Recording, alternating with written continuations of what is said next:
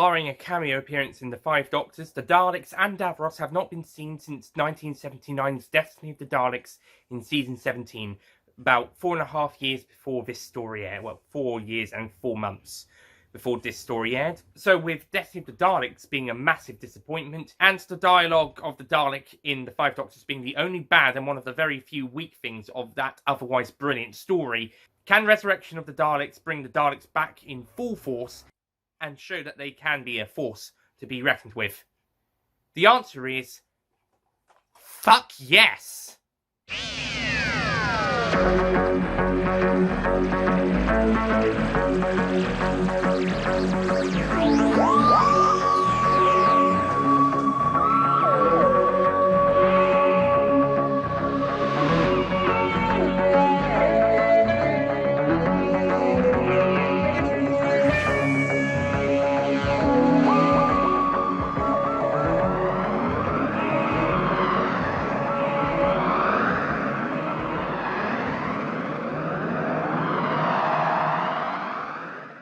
Hello ladies and gentlemen, Nick here, and welcome to my review of Doctor Who Season 21, Story 4, Resurrection of the Daleks.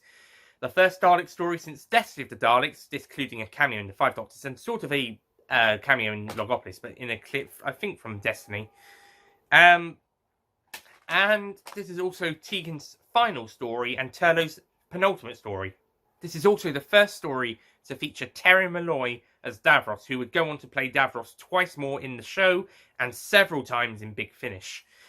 Of course, Michael Wisher had actually been asked to reprise his role in this story, but that was when the story was originally going to be in season 20, and Michael Wisher was going to be Davros again for the season when the story was in season 20. However, due to strike action pushing it back from the end of season 20 to midway through season 21, Wisher became unavailable. So Terry Malloy got the job and would keep the job until the end of the classic series, which is technically only 3 appearances on screen, but several in audio. In fact, all of the audio ones, I believe. Michael Wisher would return for a stage play version of the stage play Davros story, one that they haven't adapted into audio yet, and probably would star Terry Malloy if they did, unless they were able to bring Michael Wisher back. Is he dead or is he still alive? Oh. Anyway. And also, the story was edited into 2 45-minute episodes instead of the usual 4 25-minute episodes. Well, they had edited that, but then because of the 1984 Winter Olympics coverage, they decided, instead of skipping these weeks, they decided to edit the episodes into 2 45-minute episodes to show on 2 consecutive Wednesdays instead of the usual Thursdays and Fridays. So you got an episode per week in the middle of the week instead of 2 towards the end of the week. 2 episodes per week at the end of the week. So, yeah, I think it was a success. And in fact, they had taken the decision to do that for season 22, returning it to Saturdays and having 2 or 3 part 45-minute episodes, although it would be the story that would gain that success and would ensure that season 22 and the originally planned season 23 would be that way. Of course, season 23 didn't happen that way, and we'll get to that. But I think also the success of season 22 doing it and the change in television would lead to the new series kind of adapting the same way. Well, it was also the new series is television of the time as well with the new format.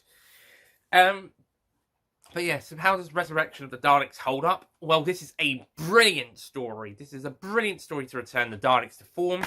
We've got better dialogue. The voices aren't quite up to scratch. Roy Skelton does not voice the Daleks in this story, and I think it's very noticeable. You got Brian Miller and Royce Mills. I think that's his name. I think Roy Skelton joins them in Revelation of the Daleks. You don't need 3 Dalek voices, and remember, it's them and John Leeson. You don't need 4 voices. You can have 1 or 2. Nicholas Briggs can prove that you can have just the 1 Dalek voice and it's still awesome for multiple Daleks. And also Barnaby Edwards did some for Victory of the Daleks, and he did them good enough to not be to make you think actually that's a very Briggs voice. But okay, Resurrection. Dalek voices aren't that great, but they're still good enough. They'll do. At least the dialogue's better. The dialogue is way better than Destiny of the Daleks and also their Five Doctors cameo. I still think we've got a little bit of way to go, but the dialogue is getting better. We also got the return of the Supreme Dalek, who we haven't seen since 1973. With the Supreme Dalek from Planet of the Daleks. That's cool. Get to see the Supreme Dalek back. Davros, we're following the events of Destiny of the Daleks while then rescuing and resurrecting Davros. Well, not resurrecting, but unfreezing him. And they need him to resurrect the Daleks in a way. Trying to save them from the Muvalan virus, which the Muvalans discovered as a way to defeat the Daleks. So I like how they're tying in the end of Destiny of the Daleks, because they have to tie up those events. They have to tie those up before they move on to the next stories. It's logical. So I like how they do that. It's just the fact that my only criticism is that Davros seems to not be aware of it, even though he was fully aware of it in Destiny. Oh well, I can look past that. That's just probably a plot hole. And yeah, and then the story goes through there. And it's really good. It's very good. I do like how the 45-minute episodes are actually really great. How they actually work really well with building the story and playing it off, and how it pays off brilliantly. And I can see why they would do it. They would use this format for the Colin Baker's first season. And his second season, if that original one had gone ahead, and I can see why it would work it would have worked so well, and looks really great. Maybe due to the fact that because I've grown up with the new series with the 45-minute stories, but they work really well here as well. That being said, I actually think, despite being 5 minutes longer, the 45-minute versions, 5 minutes overall. Longer. I actually think the 4-part 20 usual length story is actually faster paced somehow, even if it may have a few extra minutes of stuff happening, or perhaps it's still faster paced for me. So I think the 45-minute versions are better edited, but the 25-minute versions are faster paced, which is odd. There is a major flaw with this story I do have, and is that everybody dies. Well, pretty much everybody, apart from the main trio and Lytton, actually, because Lytton will come back in Attack of the Cybermen. Although the Doctor doesn't really learn that much about him as a person, he just knows what he looks like, and he knows who he's an Dalek agent, but he doesn't really know his name, I don't think, and he doesn't really know much about the character unless he goes and does his research in between stories. But certainly by Attack of the Cybermen, the 6th Doctor knows about him, and Lytton knows a lot about the Doctor as well, even though they didn't really have that much interaction between each other. One meeting and a few attempted murders, but that's about it. But Lytton's a great character. But aside from him and the main trio, everybody dies. Pretty much everybody. This is a problem with Eric Saward, and it's the complete opposite problem to Stephen Moffat, is that Eric Saward would kill off every single character that wasn't the main character, apart from maybe one person. In this case, one person who's going to come back next series. But besides that one lucky guy, everybody dies. Everybody dies. And that's the problem with Eric Saward in this season. And also in next season as well with Attack of the Cybermen and most sort of Revelation of the Daleks. Maybe a few more people get out of that one alive. But everybody in Resurrection of the Daleks dies. Just like how everybody in Warriors of the Deep died, apart from one person in both stories and our main 3 characters. Like I said, it's the opposite problem to Stephen Moffat, where Stephen Moffat couldn't kill off characters, or if he did, he would bring them back. Like with Jenny, he killed Jenny Flint, Paternoster Gang. He had her needlessly killed off in the name of the Doctor, only for Strax to be able to revive her. And Clara, he fucked up her character. He did that quite a lot, but I meant death. The death scene that was perfectly done in Face the Raven, and he brought her back for Heaven Sent. Well, not sorry, that was the Doctor's head. Heaven Sent, Hellbent. Sorry, he brought her back, and well, that was one of the big problems of Hellbent. But then after that, she went off to have her own adventures before eventually, at some point, going back to accept her fate. But after having several more adventures, yep, fucked that up. At least Bill's was actually nice for her to go off as a water creature. It was actually that was a nice way for her character to sort of survive yet also be dead at the same time. With Clara, it was a fuck up. But my problem here is the opposite problem with what Stephen Moffat had, where he couldn't kill off characters, or he would kill them off and then bring them back. And it got a bit annoying, and that's why everyone was happy when Chris Chibnall killed off a major character in the first episode of Series 11. And a character we grew to like and would have consequences for the characters throughout the series. So, yeah, that's why people were happy about that, because Chris Chibnall took that risk and it paid off. Moffat couldn't do that for the most part. But the problem here with Sayward is the opposite problem to Moffat. He will kill everybody off, and you will have these subplots which pretty much lead to these characters just dying.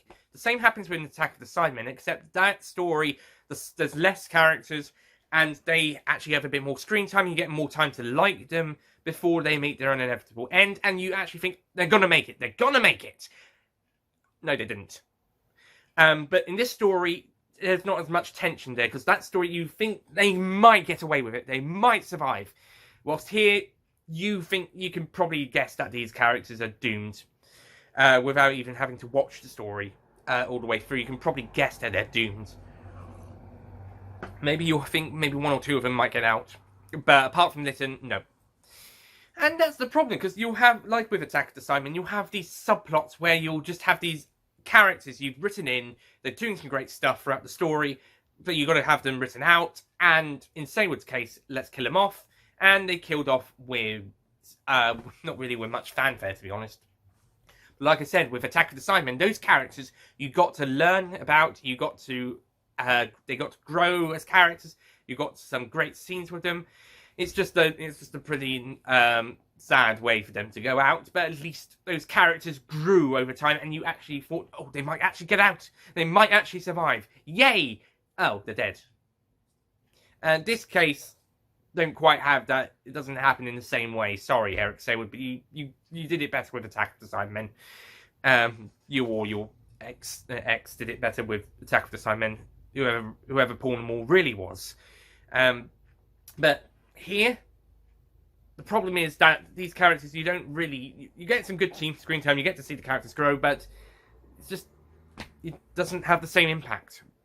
It doesn't have the same impact as Attack of the Cybermen. I'm more invested in those characters. And that story, listen, doesn't survive that one. Spoiler alert for that review. So yeah, it's a shame. And there was especially some great characters. There was also some not so great characters who were pretty much just there, like this professor lady. She's just there to be another female character. I would say she was the stock female character of the story, Terry Nation style. However, we do have a few more strong female. We do have a stronger female character in the story who is one of those victims who I was talking about earlier. And there's a few other good female characters who get a few moments of screen time. But this professor lady who I only knew she was a professor by looking at the credits list on the Wikipedia page. And yeah, she's just there to scream and cry and, well, not cry, but be upset and yell, and she's actually quite annoying in a few scenes. She's just pointless. She's just there for Tegan to have a friend. She doesn't even get a double of herself. That would have been interesting. I'll give the actress props. She tries, but I just don't think the character's that great. Actually, I think the actress might actually make it worse, to be honest. That sort of direction. And the fact that she tries to run out and is shot by it, that's another stupid death. In fact, the deaths in this story are also quite stupid. It takes them forever to react to their deaths. Like with Litten pointing his gun towards the end of the episode, one of his crew, and then it takes a second or two to actually fire the gun, and the guy's just and dies slowly. In fact, a lot of people die slowly in this story. It actually drags. how many people, the people who do die, they drag their deaths out for most of them. This includes Dalek deaths. I mean, none of them are as bad as deaths into Daleks. None of the exterminations are as bad as that, and none of the deaths are that stupid. But it still takes them about a couple seconds to die. Why can't you just go... Because what actually happens is like...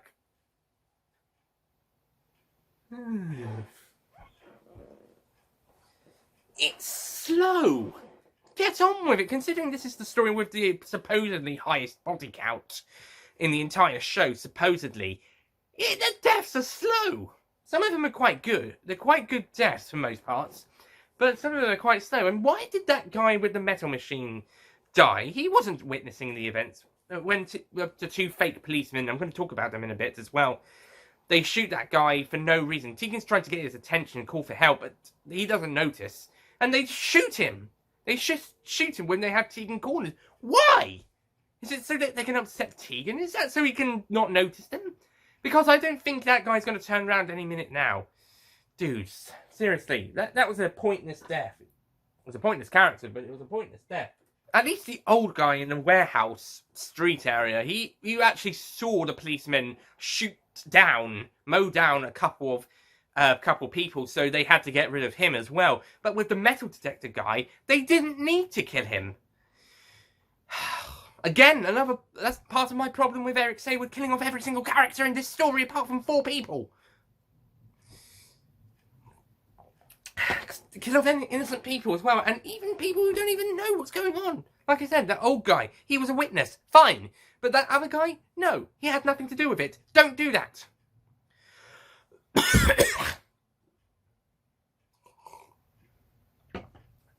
See the problem? And going back to those police officers, I said I was going to talk about them. Yeah, it's a good idea having these fake policemen mow down people, but guys, didn't you see the Metropolitan Police's complaint about Terror of the Autons? Because you definitely do when you come to Survival, because the tough guy who's running the Survival of the Fittest Club, whatever, I can't remember, I'll talk about that when we get to that review. He was originally going to be a former policeman, but because of, Terror of the Autons, the Metropolitan Police asked that police not be seen as bad guys, so children can see them as people they can trust. And if you have them be Autons or nasty people, then they might not like/trust police, and maybe even be scared of police without an actual personal reason, like Alfred Hitchcock, for example. But you don't want a television program to show policemen in the present day being scary. Yeah, they had that problem with Survival, so they had to change it to a former army person, and there's some really loud noises outside for some reason.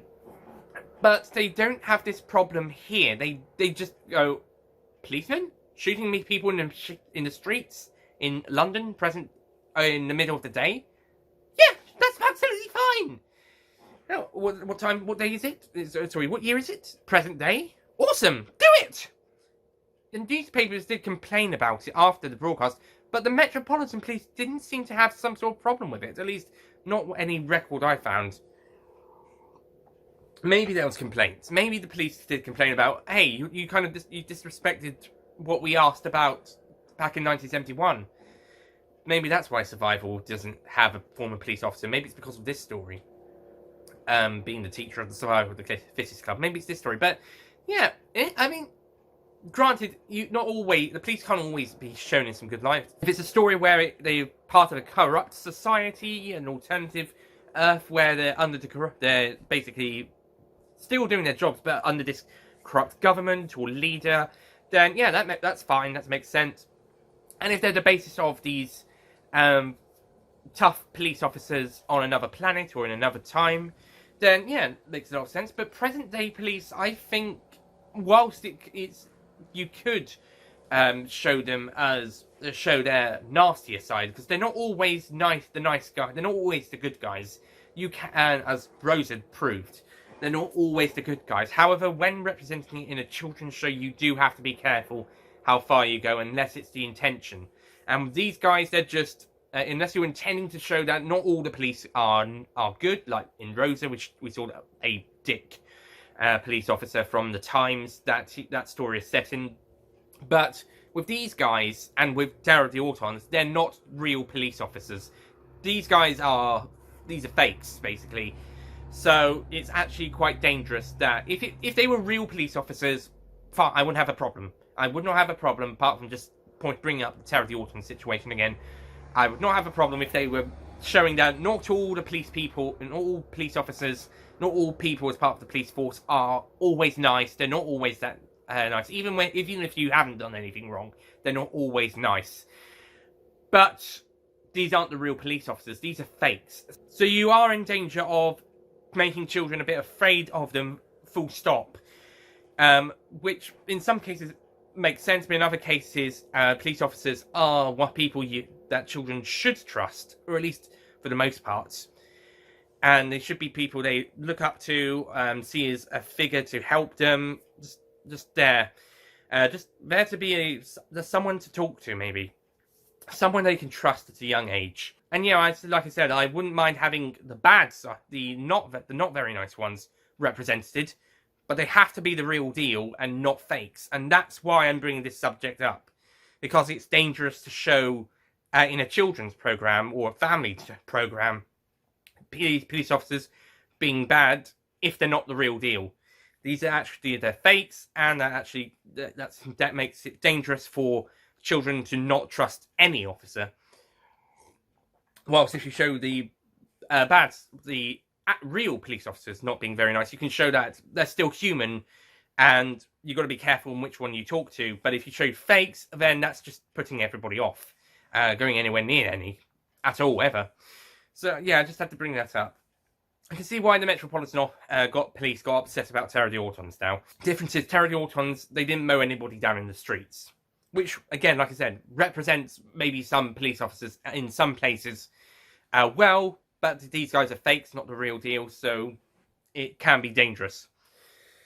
Okay, I think I've managed to get through quite a lot of what I had to say. The characters, and Davros, perfectly performed by Terry Malloy, and I think whilst Davros had a few rants within the previous two stories he was in, he gets really ranty here. This is probably his most rantiest story. He and Terry Malloy goes really for it. He is super. I can see why he was brought back for the next two Davros stories. He is outstanding. He's possibly the best Davros. Sorry, Michael Wisher fans, but Terry Malloy might just be would probably be the best Davros. He is so good. He is amazing as Davros, and he's so great. Other great characters. You've got this soldier from the prison station. He dies without little fanfare, but he gets more screen time than his friends. Stein, he's a really good character. I like him. I like how his backstory. It's all in backstory. His story that goes on, and the main three characters are great as usual. I love their development, and Tegan's exit is really well done. A little last minute, but considering what's happened in the story, don't blame her. And it's done really well, and I like it. I think it's good. And I think the Doctor kind of goes through a character change over the course as well, and Turlo still gets a few good stuff as well. And yeah, a few other good characters now and again. And although I'm not a fan of that last shot of the Supreme Dalek when it's addressing the Doctor, it's just on a white background. It's a bit like with the White Guardian in Armageddon Factory, except it makes sense with that one because that's the Black Guardian pretending to be the White Guardian, so he's trying to disguise it, and then it turns into the Black Guardian with a kind of a black background. But it kind of makes sense there. Here, it doesn't really make sense for the Dalek to appear on a white blank screen. He was in a control center earlier. So, yeah. And I think the Supreme Dalek should have a bit more to do. This is something Remembrance of the Daleks will fix.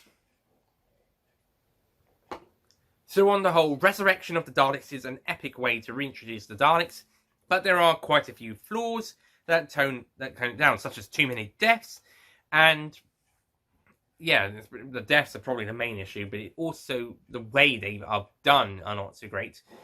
And some of the characters do go back and forth on some decisions. Like the Daleks want Davros to clear their cure, but when they see he's going a bit, he's got his own plans, they want him exterminated. So make your minds up already.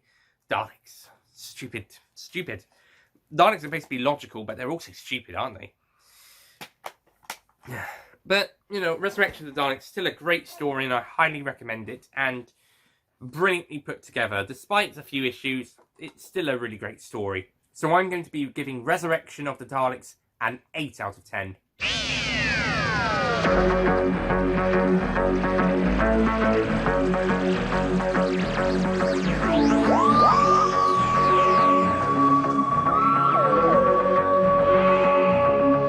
Yeah, I don't think it's quite perfect, but I do think it's a very good story, and it's a brilliant way to bring the Daleks back after a 5-year hiatus, especially after considering the previous story was probably their weakest classic series story, actually, and one of their weakest of all time. So, Resurrection of the Daleks, brilliant way to bring the Daleks back, and was an epic story. And season 21 seems to be getting better, as we got this story, we got The Awakening, and Francis was also pretty good. And then we got the next 2 stories, and the next one is, of course, Planet of Fire, which sees Turlo leave, he's not on the cover. You got Chameleon be used for the second and final time. We got the Master's apparent death until he's brought back. And you got the introduction to Perry, and it's the Fifth Doctor's penultimate story. And also director Fiona Cummings' final story as a director, and Peter Grimway's final story as a writer. So there's a lot of finales in this one, as well as also with the introduction of the new companion, also starting to set up the new Sixth Doctor's era. So it's a time of change this half of the season. Anyway, so next time, Planet of Fire, and I will talk about both the original and the special edition versions of this story when I talk about it. I sort of did with this one with the 2-part and the 4-part versions. There's not really that much to talk about them, apart from the fact that I think the 2-part version is a better edited version of the story, but I think the 4-part version is actually better paced. I'm actually going to blow your minds with Planet of Fire. I actually think the special edition version, despite some great effects, is actually less interesting than the 4-part version. I think the 4-part version is actually better, apart from the effects. Okay, but anyway, Planet of Fire next time, and that will be our penultimate Fifth Doctor story, and the third to last story of the season. Damn it. Anyway, I'll see you guys next time. Goodbye.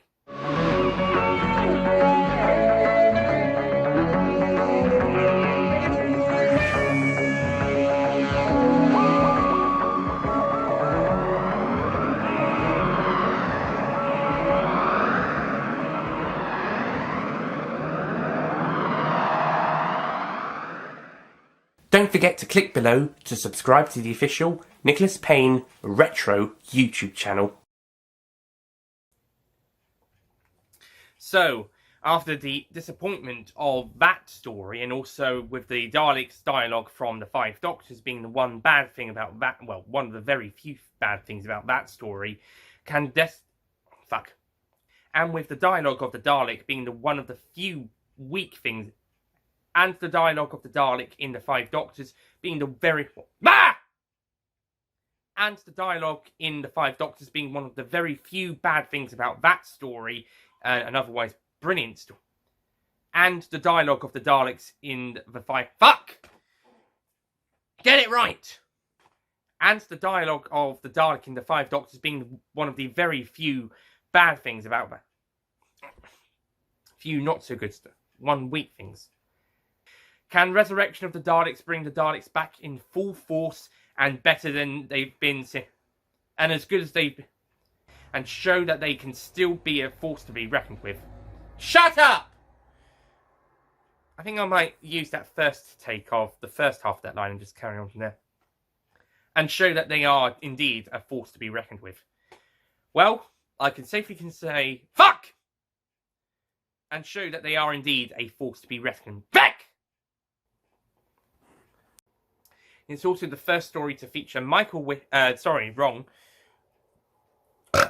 Stop fucking burping. I think. As well as... but Resurrection... so it was... It's like that. It's the problem... So it's like... So maybe if it's a historical story like Rosa, they've got to be shown to be a little bit nastier, maybe a little bit more unfair. If it's a story where it's... Oh, go away! So you are actually putting people in danger of mistrusting the actually nice one, the actual good one. So you are actually... Oh, you've got to be bastard! You bastard. So you... Yeah. And like I said, yeah, there are police officers who would...